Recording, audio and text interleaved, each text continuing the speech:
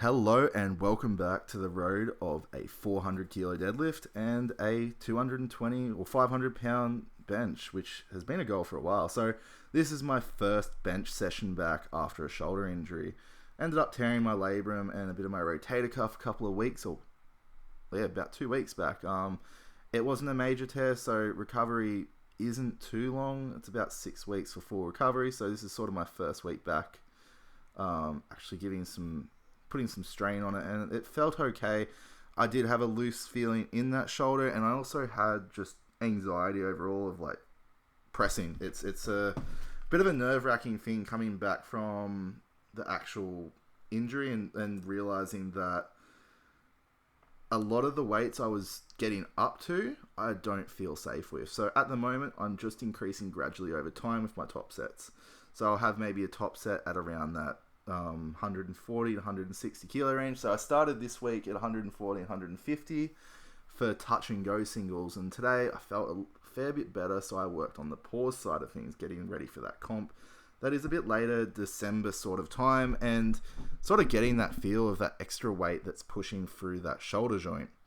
Now, started off with 60 kilos and did a couple of racks and unracks just to see how the shoulder was moving, feeling unracking the weight, especially because I wasn't using a pass out system for my first couple of sets. I did when I worked up to 160.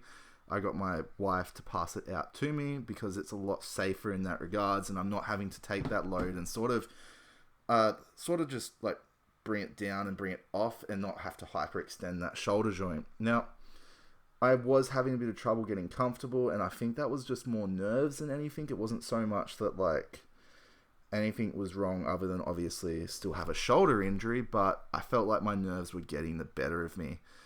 So after I did 120, I went to 140 and just really focused on those singles and getting that explosive power off the chest. Now, this moved a lot quicker than it did on Tuesday, and I was very surprised. Now, on Tuesday, I tried a touch and go on this, and it just felt a bit shaky. It still moved quick, like it wasn't nothing, but I could definitely see the difference and feel the difference in that area. So it's good to know that it's still healing. There is obviously going to be weakness for a while, and I do have to adjust my training sessions for that. And that is a big thing of the gym maturity of the part where I've got up to, and being mature enough to realize I don't need to beat my body up to the point that, okay, I've got an injury, I've got to realize that I've got to take it off. And coming for December, I'm really excited for this comp. Using my favorite wrist straps from Anime Straps Co. I would honestly recommend heading over there as well.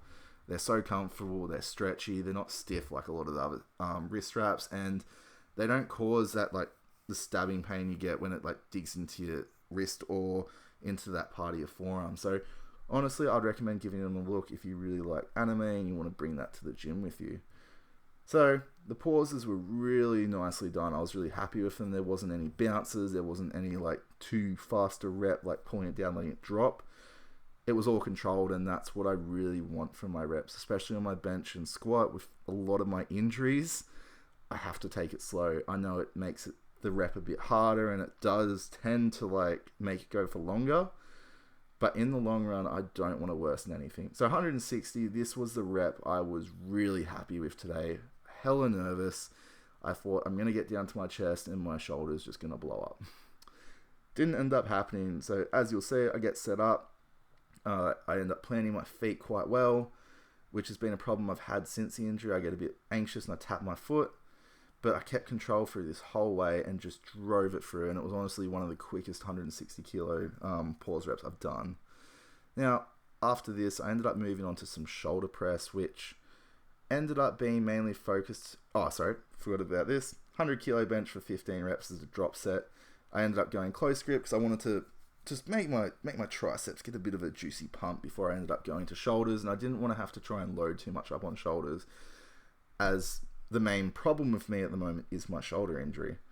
Now, this felt really good. I didn't have any trouble. My reps didn't slow down. It was just smooth the whole way through.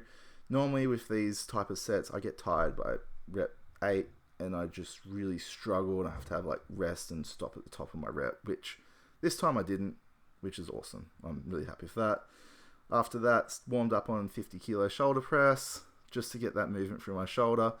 not extending all the way up, because when I do, I hit the top of the rack and it throws me off, and I didn't want to hit it and like let my shoulder go back or anything. So ended up just being a fair bit more careful with how I was placing my press and where it was finishing at.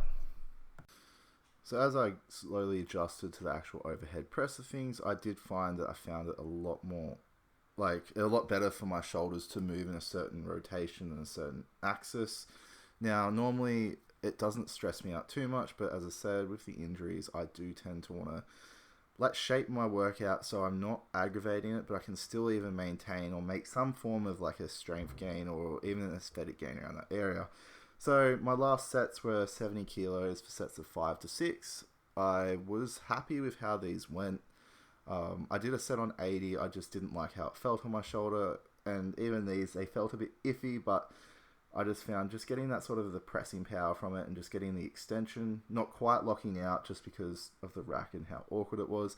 I found it was just a much better method to continue the training without having to either load up a ridiculous amount of weight on a different exercise or not. So after that, I dropped back and did some triceps. Now, a couple of the reasons why I'm doing single arm tricep extensions, sort of the kickbacks on the cable, I find they are really good for targeting my triceps and getting that extra power as of late. I know that there's things like skull crushers and normal tricep extension, and then there's like overhead and a couple, there's heaps of exercises, obviously. But I like to do the close grip and then tend to normally do the overhead extension. But with how my shoulder is, I found that doing the kickbacks today ended up allowing me to take out that strain on the shoulder and still keep that focus on the extension through the tricep. I did go a bit lighter than I normally would because my shoulder was fatigued, which then therefore was not quite allowing me to control the rep as much as I wanted, especially on the left side where I've had that injury. So I think I did these at 32 or 27 kilos. I cannot remember off the top of my head, but next time I will have the little microphone. Went and bought one today, which will allow recording a lot easier, and then I can actually talk to you guys while I'm doing it, which will allow me to just dictate. And yeah, I hope you guys really enjoyed.